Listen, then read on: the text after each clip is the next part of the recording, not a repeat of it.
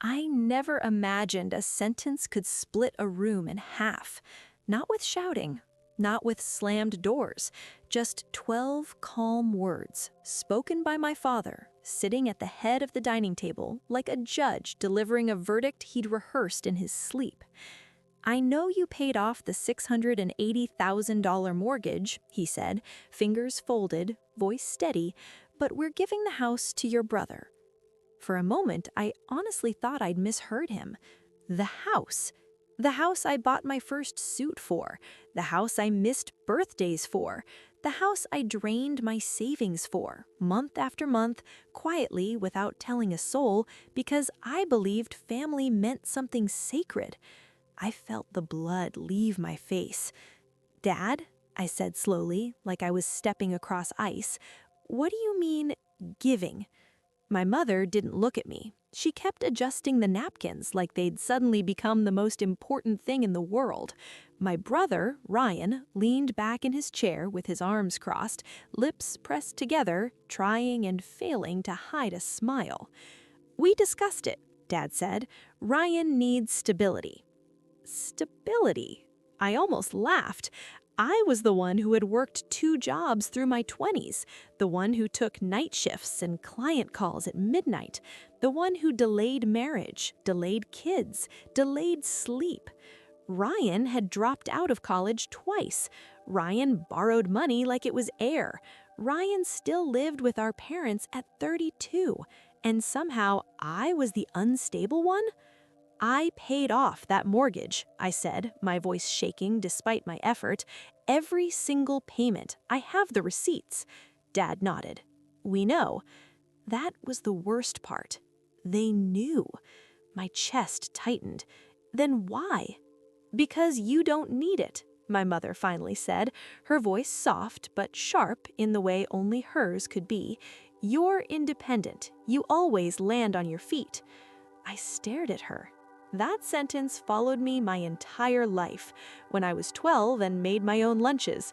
When I worked weekends instead of going to prom. When I sent money home without being asked.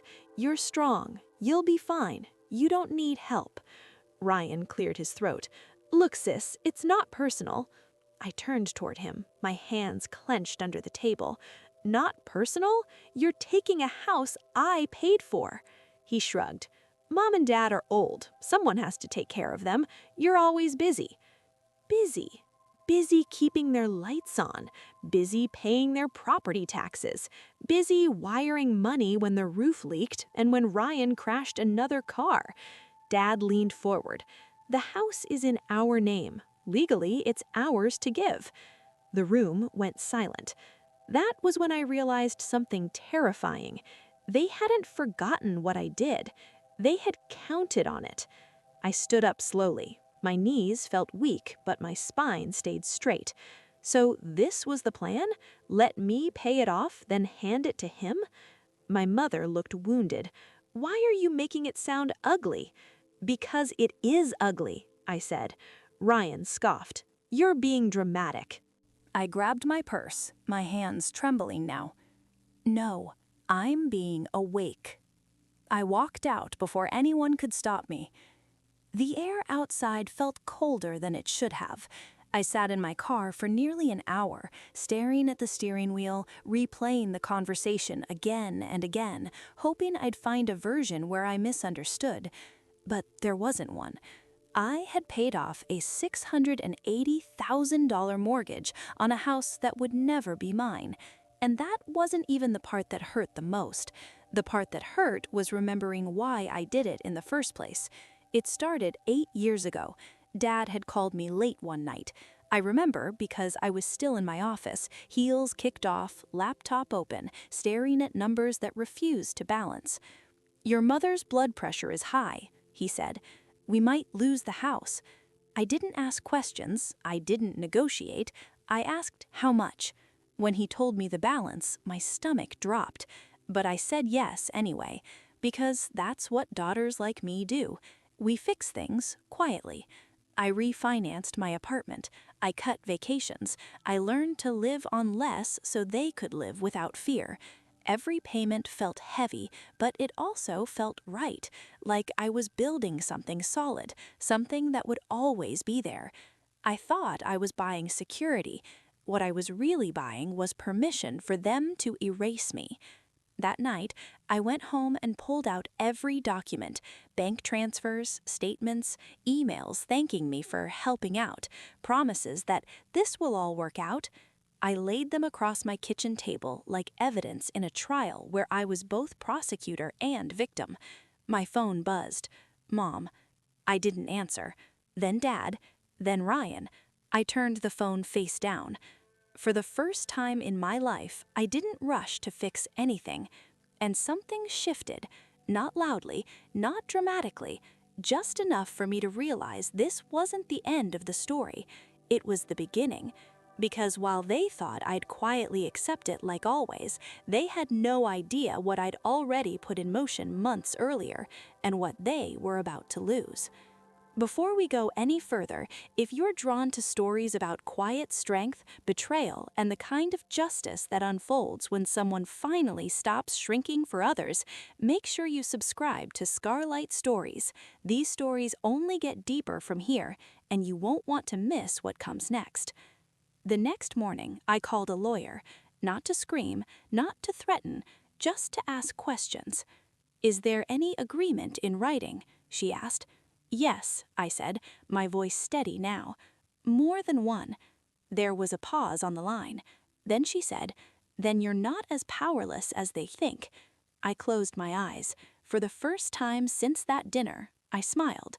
They had taught me to be responsible. They had taught me to be prepared. What they never expected was that those lessons would come back to challenge them. And Ryan had no idea what was coming. Not yet, but he would. Soon. I didn't scream. That's the part that surprises people the most when they hear this story later. I didn't throw the mug in my hand. I didn't cry. I didn't storm out. I just stood there in my parents' living room, the same living room I'd scrubbed baseboards in as a teenager, the same room I'd mailed checks to for nearly 8 years, and I felt something inside me go very, very quiet. The silence in my chest was louder than any scream. My dad cleared his throat, uncomfortable now that his words had landed. "Well," he said, folding his arms like he'd just explained something logical, "your brother needs it more." Needs it more. Those 3 words echoed in my head like a bad drumbeat. My mom wouldn't meet my eyes. She stared at the lace runner on the coffee table, picking at a loose thread as if it had suddenly become fascinating. I waited. I don't know for what. An explanation? A justification? An apology? Something. Instead, my dad continued. "Mark has a family, kids. You're independent. You've always been strong." Strong. That word again. The word they used every time they needed to excuse taking something from me. I finally spoke. My voice sounded calm, which scared me more than if it had cracked. "Just so I understand," I said slowly, "you're saying the house I paid for, the mortgage I paid off, is being given to Mark?" Dad nodded. Once. Firm. "Yes." I looked at my brother. Mark was sitting on the couch, leaning back comfortably, one arm draped over the cushion like he owned the place already. His wife, Dana, sat beside him, lips pressed together in what might have been sympathy or might have been relief. Mark didn't look at me. Not once. My stomach twisted. "How long have you known?" I asked him. He shifted, finally glancing up. "They told me last month." Last month? "So," I said, "while I was wiring the final payment, while I was celebrating in my tiny apartment with takeout pizza and a cheap bottle of wine, you already knew?" He shrugged. "It's not like you were going to live here." That's when it hit me. They had already rewritten the story. In their version, I was just a helpful daughter, a supportive sister, a background character who existed to make everyone else's life easier. I turned back to my parents. "Why didn't you tell me?" I asked. Mom finally looked up. Her eyes were shiny. "We didn't want to upset you." I laughed. It came out sharp, humorless, and unfamiliar. "You didn't want to upset me?" I repeated. "So you let me keep paying?" Dad's jaw tightened. "You offered." "I offered to help," I said. "I didn't offer to buy a house for my brother." The room grew tense. Mark's kids were playing in the backyard, their laughter drifting through the open window. Life going on, completely unaware that something fundamental had just cracked open. Dad stood up, suddenly impatient. "You're making this bigger than it needs to be." That sentence did it. I felt the quiet inside me shift, hardening into something solid. "Bigger?" I said, softly. "Dad, I paid $680,000. Do you know what that took from me?" He waved a dismissive hand. "You make good money." I nodded slowly. "Yes," I said, "I do. Because I worked for it, because I skipped vacations, because I didn't buy a home of my own, because I put my life on hold." Mom whispered, "We didn't ask you to do all that." I looked at her. "No," I said, "you just accepted it." Silence. The air felt thick, like before a storm. I reached into my bag and pulled out a folder. I hadn't planned to do this, but something in me had known, some quiet instinct that told me to be prepared. I set the folder on the coffee table and opened it. Inside were copies of every payment, every transfer, every receipt, highlighted, organized, labeled, 8 years of my life. "I kept records," I said evenly, "because I trusted you, but I also trusted facts." Dad frowned. "What are you doing?" "I'm showing you," I said, "that this wasn't charity. This was an investment, and you don't get to give away something I paid for without my consent." Mark scoffed. "Oh, come on, you're not going to sue your own family." I turned to him. "You don't know what I'm going to do." For the first time, I saw something flicker across his face. Uncertainty. Dad's voice dropped, stern. "You wouldn't do that. We're your parents." I stood up. "And I was your daughter, not your bank." Mom stood too, panic creeping into her voice. "Please don't do anything rash." I picked up my bag. "What's rash," I said quietly, "is assuming I'll keep swallowing this." I walked to the door. Behind me, Dad called out, "If you do this, you'll tear the family apart." I paused, my hand on the doorknob. "No," I said without turning around.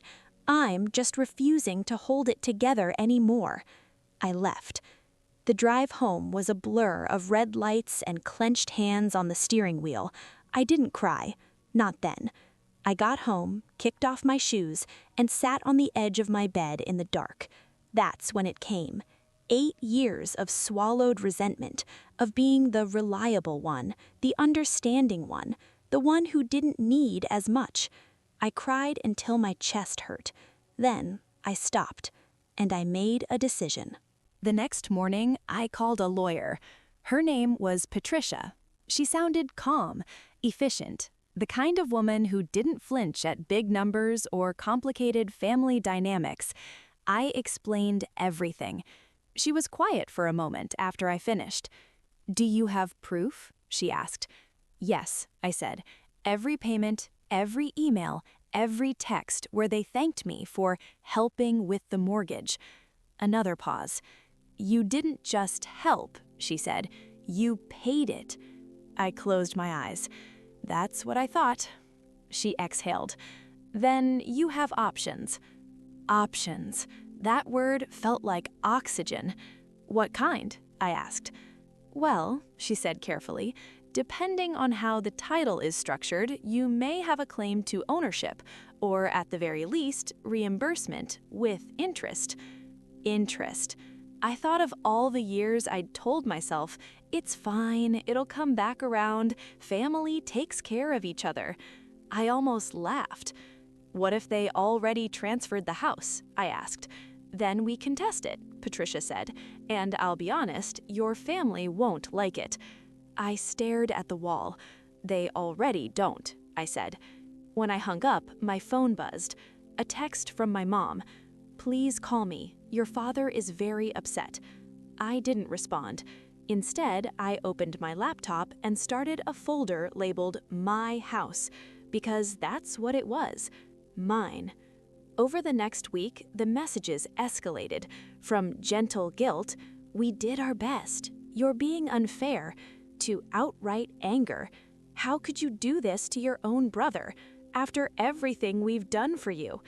I noticed something. Not one message said, we're sorry. Mark finally called. I let it go to voicemail. Then he texted, you're being selfish, you don't need the house. That word again. Need, as if fairness was determined by who needed something more, not who earned it. I replied with one sentence. I needed parents who didn't use me. He didn't respond. 2 weeks later, Patricia called me back. They tried to transfer the deed, she said, quietly. My heart pounded. Did they succeed? No, she said, because there's a lien from you. I hadn't even realized it, but those records, those payments, created a legal trail they couldn't erase. Patricia continued, they're scared now. I sat back, a strange calm washing over me. I don't want to destroy them, I said. I just want what's fair.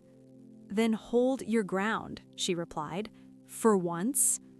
That night, I stood on my apartment balcony, looking out over the city lights. For the first time in years, I wasn't calculating how much I could send them next month. I was thinking about myself, what I wanted. And that's when I knew. This wasn't just about a house.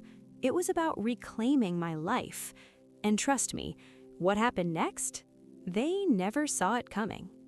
By the time my brother moved into the house I had paid for, winter had settled in like a quiet insult. The maple tree I planted the year I made my final mortgage payment stood bare in the yard, its branches thin and skeletal against the gray sky. I drove past once, just once, telling myself I needed closure. What I felt instead was something sharper than grief. My car idled at the curb while the porch light flicked on. New curtains hung in the front window. Yellow. Loud. Not my taste. I wondered if he even knew that I had chosen every fixture in that house carefully, balancing warmth and simplicity, the way I'd balanced budgets for years to make sure the payments cleared. I wondered if he knew the kitchen faucet leaked unless you turned it just right, or that the second stair creaked if you stepped too close to the wall. He probably didn't. He hadn't been there when the house was empty but for my exhaustion and hope. I pulled away before he came outside. That night, my phone buzzed with a message from my mother. You should come by for dinner. It would mean a lot to your father. I stared at the words for a long time. The old reflex kicked in. The one trained over decades to smooth things over, to swallow hurt so others could feel comfortable. I typed, I'll think about it, and set the phone face down. I didn't sleep much. When I did, I dreamed of the closing table, the neat stack of papers, my signature at the bottom. In the dream, the ink kept bleeding, spreading across the page until it swallowed my name completely. The next morning, I called the lawyer who had handled the mortgage payoff years ago. His assistant remembered me immediately. You were one of the most organized clients we've ever had, she said warmly. What can we help you with? I explained everything, slowly, carefully. My voice sounded steadier than I felt. There was a pause on the line. Then the lawyer came on himself. Do you have copies of the payment records? I asked. Yes, I said. Every one. And the agreement with your parents? I hesitated. It was verbal. They said the house would be mine. Another pause, heavier this time.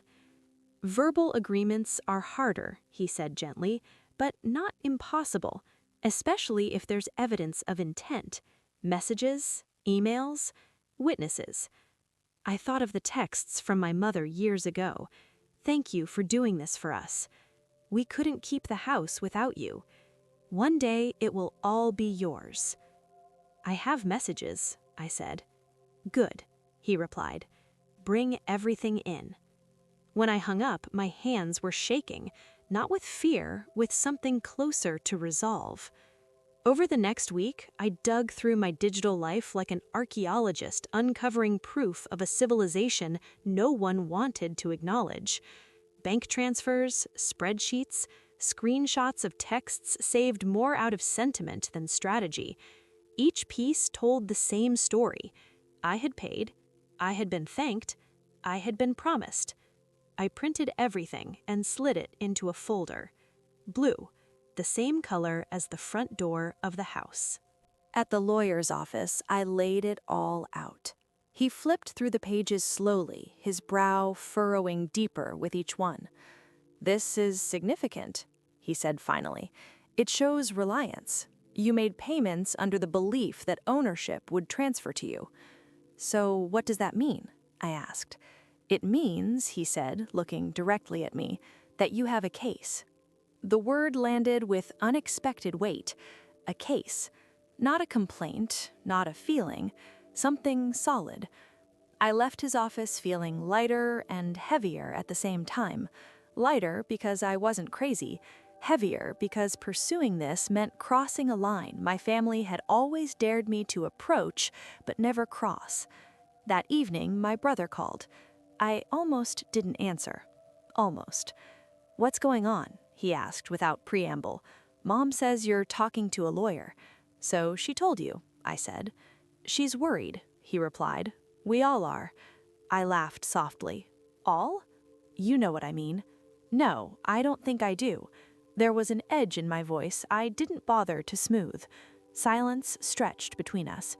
"You don't need the house," he said finally. "You're doing fine. This is just causing drama." "I paid $680,000 for that house," I said. "I think that qualifies as needing it." "You paid because you wanted to help," he shot back. "No one forced you." "No one forced you to take it either," I replied. He sighed, frustrated. "Why are you doing this now?" "Because I finally stopped hoping you'd do the right thing," I thought. But what I said was simpler. "Because it's mine." He hung up without another word. 2 days later, my parents showed up at my apartment unannounced. My mother cried before she even sat down. My father stood by the window, arms crossed, as if bracing against a storm. "You're tearing this family apart," my mother sobbed. I handed her a tissue. "I didn't start this." "You're being selfish," my father said, "after everything we did for you." I looked at him then, really looked, at the lines around his mouth that deepened whenever he was challenged, at the certainty in his eyes that he was owed obedience simply for being a parent. "I paid off your house," I said quietly. "That's what I did for you." He turned away. "You don't understand how things work." "No," I agreed. "I finally do." My mother reached for my hand. I pulled it back gently. "This doesn't have to go to court," she pleaded. "We can talk." We talked for years. They left shortly after, my father stiff with anger, my mother hollowed out by disappointment. When the door closed behind them, I slid down against it and breathed until my heart slowed. The lawyer filed the paperwork the following week. News traveled fast. A cousin texted to say she was proud of me. An aunt called to ask if I'd lost my mind. Family group chats went quiet, then loud, then quiet again. I learned who watched, who listened, who had always known. The first hearing was scheduled for early spring. My brother hired his own attorney. My parents sat behind him in the courtroom, my mother clutching her purse, my father staring straight ahead. They did not look at me. When my lawyer spoke, he didn't raise his voice. He didn't need to. He laid out the facts with precision, the payments, the messages, the timeline. My brother's attorney argued intention, family, gifts. Then the judge asked a simple question. Why would someone pay off a mortgage of this size without any expectation of ownership? The room went still. No one answered. The judge nodded slowly. "That's what I thought." Outside the courtroom, my mother finally approached me. "Please," she whispered, "he's your brother." I met her eyes. "And I was your daughter." She flinched as if struck. The ruling didn't come that day. It wouldn't come for weeks, but something had already shifted. The truth had been spoken in a room where it mattered. That night, I walked through a park near my apartment, the air sharp with the promise of spring. I sat on a bench and watched a couple struggle to fly a kite, laughing as it dipped and rose. For the first time in months, I smiled. I didn't know how it would end. I only knew I wasn't invisible anymore, and whatever happened next, I would not be erased. I didn't sleep that night. I lay in the guest room of a house I had technically paid for, staring at the ceiling fan as it sliced the air into slow, accusing circles. Every creak of the floorboards sounded like judgment. Every distant hum of the refrigerator felt like mockery. My phone buzzed once on the nightstand, just once, and I let it sit there, vibrating itself into silence, because I already knew who it was. Ethan, my brother, the house they were giving him. By morning, I had made a decision. It wasn't loud, it wasn't dramatic, it didn't involve shouting or tears or ultimatums. It was quiet, and quiet decisions are the ones that change everything. I woke before sunrise, showered, dressed in a plain navy blouse and black trousers, and tied my hair back the way I did before court hearings or board meetings. The woman in the mirror looked calm, controlled, unbothered. She wasn't. She was done. Downstairs, the house was already awake. My mother stood at the kitchen island slicing strawberries with unnecessary force. My father sat at the table reading the paper, glasses perched low on his nose like he was studying stock prices instead of headlines. Ethan's car wasn't there yet. Good. "Morning," I said evenly. My mother jumped slightly. "Oh, you're up early." "So are you," I replied, pouring myself coffee. She nodded, eyes fixed on the cutting board. Couldn't sleep. Neither could I thought, but I didn't say it. My father folded his paper. "We were going to talk today." "I know," I said, taking a sip. The coffee was bitter. I welcomed it. He cleared his throat. "About the house." "I know," I said again. That made him pause. "You seem calm," my mother said carefully. "I am." That worried them more than if I'd been crying. "We didn't mean to hurt you," my father began, "but you have to understand, Ethan needs stability. He's starting a family." "So was I said softly, "when I paid off your mortgage." My mother winced. My father leaned back. "We raised you to be independent, strong. You've always landed on your feet." "Yes," I said, "because I had to." Silence stretched. Then I placed my mug down and looked at them both. "I'll be moving out today." My mother's head snapped up. "What?" "I'll be gone by tonight." "That's ridiculous," my father said. "This is your home." I met his eyes. "No, it's Ethan's." "That's not what we meant." "It is exactly what you meant," I said calmly. "And that's fine, truly, but I won't stay somewhere I'm a guest in my own sacrifice." My mother set the knife down. "You're overreacting." I smiled. It didn't reach my eyes. "I paid off $680,000, I said. "I didn't overreact. I over-contributed." The front door opened then, laughter spilling in ahead of Ethan and his fiancée, Claire. She was glowing in that soft, effortless way women glow when life has always assumed they'll be taken care of. "Morning," she chirped. Ethan stopped short when he saw me. His smile faltered. "You're up early," he said. "So are you," I replied. Awkwardness settled like dust. My father stood. "We were just talking." "I heard," Ethan said carefully, "about everything." I turned to him fully for the first time. "I'm moving out today." Claire's hand flew to her chest. "Oh my God, why?" Ethan looked between us. Is this about the house? Yes, I said, it is. He rubbed the back of his neck. Look, I didn't ask for this. Mom and Dad insisted. You accepted, I said gently. He didn't deny it. You know, when I was 24, my car broke down on the highway in the rain. I called Dad. He told me to figure it out. My father stiffened. When you were 26, I said to Ethan, your car broke down 2 blocks from here. Dad drove out with jumper cables. Ethan's face flushed. I worked 2 jobs to pay for grad school, I said. You dropped out twice and they paid your rent. Claire looked confused now. Ethan, this isn't about jealousy, I said. It's about patterns. My mother crossed her arms. We don't owe you an accounting of every decision we've made. No, I agreed, but I also don't owe you my silence. I picked up my bag. I loved you all, I said quietly. I just won't bleed for you anymore. And then I walked out. By noon, I had signed a short-term lease on a furnished apartment downtown. Floor-to-ceiling windows, clean lines, no memories soaked into the walls. Freedom smelled like lemon cleaner and fresh paint. By 3, my phone had rung 12 times. I didn't answer. By 5, I received a text from my father. You're making a mistake.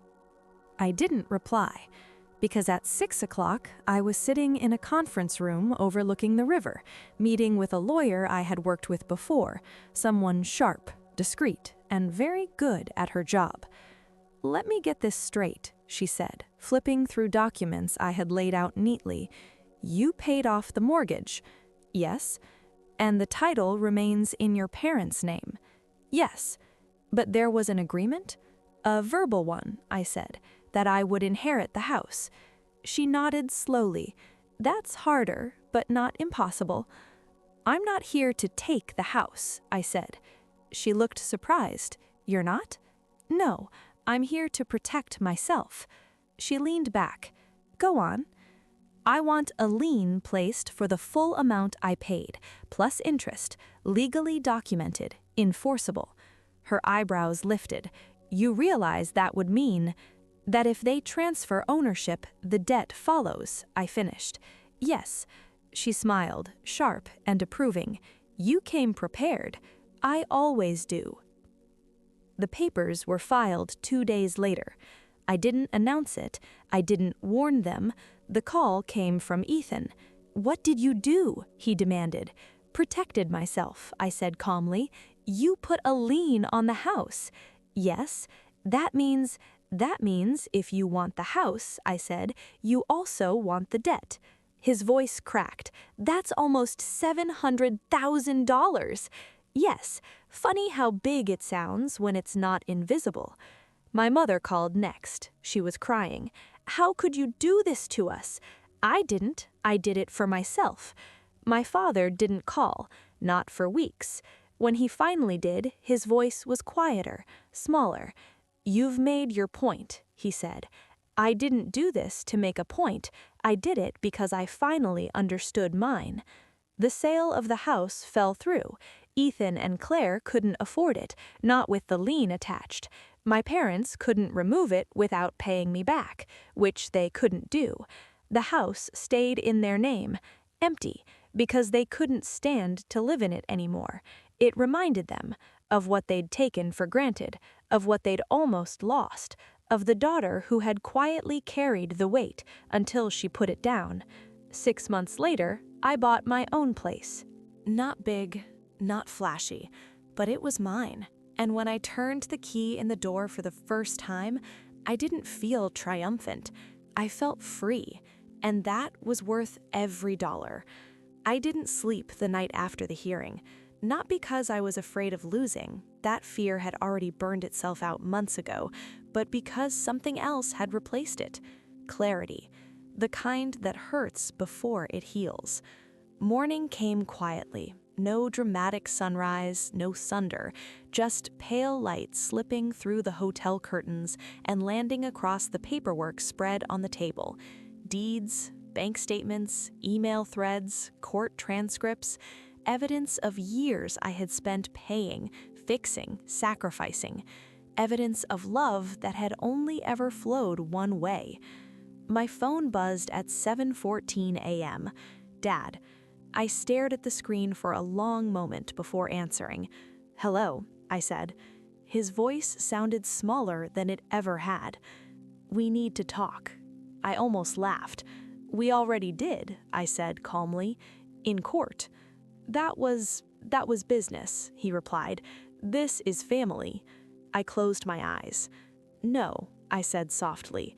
"This is the part where you finally understand there's a difference." Silence stretched. Then he said the words I'd waited my whole life to hear, and discovered, too late, I no longer needed. "I didn't think you'd actually do it." I sat on the edge of the bed. "You didn't think I'd stand up for myself," I corrected. "You never have." He exhaled shakily. "Your brother is devastated." There it was. Not, "I'm sorry," not, "we were wrong," just, "your brother is upset." I stood and walked to the window, looking out over a city that had never asked me to shrink for it. "I paid off a $680,000 mortgage," I said evenly. "I paid property taxes. I paid for repairs. I paid when you couldn't. I paid when you wouldn't. And you handed the house to him like I was a checking account, not a daughter." He whispered, "We thought you'd understand." I laughed once, bitter and sharp. "You thought I'd accept it," I said. "There's a difference." He cleared his throat. "Well, your mother thinks maybe we should come to a compromise." That word, compromise. I shook my head. "There is no compromise," I said. "The court ruled. The deed is in my name. The house is mine." His voice cracked. "You'd really do this to us?" I turned away from the window. "No," I said quietly. "I stopped letting you do this to me." The day everything changed. I returned to the house 3 days later, not as their backup plan, not as the reliable one, as the owner. The front door creaked the same way it always had. The hallway smelled like lemon cleaner and old habits. The walls still held family photos, birthdays I planned, holidays I paid for, memories where I stood just out of frame. My brother was sitting at the kitchen table when I walked in. He looked up slowly. "You really went through with it," he said. I set my bag down. "Yes." He scoffed. "You're unbelievable." I smiled faintly. "I paid off your house." His jaw tightened. "You didn't have to do all this," he snapped. "You could have just talked to us." "I talked for years," I replied. "You just never listened." Mom appeared in the doorway, arms crossed tight over her chest. "So this is it?" she asked. "You're just taking it?" I met her gaze. "I already gave," I said, "for decades." Dad stood behind her, eyes tired, shoulders slumped. "You're really kicking your own family out," he said. I shook my head. "No," I said gently, "I'm selling the house." The room went silent. My brother stood so fast his chair scraped the floor. "You can't do that." "I can, and I am." Mom's voice rose. "Where are we supposed to go?" I looked at all of them, really looked, and felt something strange. Peace. "You'll figure it out," I said, just like I always did. What I did with the house. The house sold in less than 2 weeks. Cash buyer, no contingencies, no sentiment. On the day of closing, I signed the papers without shaking hands, without tears, without guilt, because guilt belongs to people who've done something wrong. I hadn't. I paid off my remaining student loans, I invested, I bought myself a modest home, nothing flashy, just quiet, warm, mine. I hired a financial planner who didn't call me responsible like it was a personality flaw. I started sleeping again. The last conversation. A month later, my brother showed up at my door, unannounced. He looked different, smaller.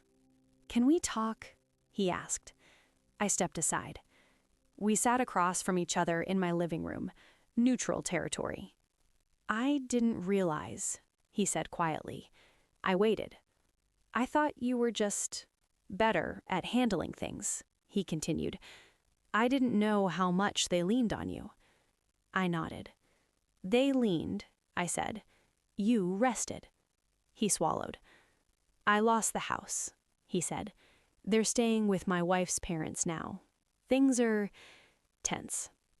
I didn't respond. He looked at me. I'm sorry. The words were real this time, but they didn't unlock anything. I accept your apology, I said honestly. Release flickered across his face. But, I added, that doesn't mean access. His shoulders fell. I figured. He stood to leave. At the door, he paused. You were always stronger than us, he said. I smiled softly. No, I replied. I just stopped pretending I wasn't. What I learned.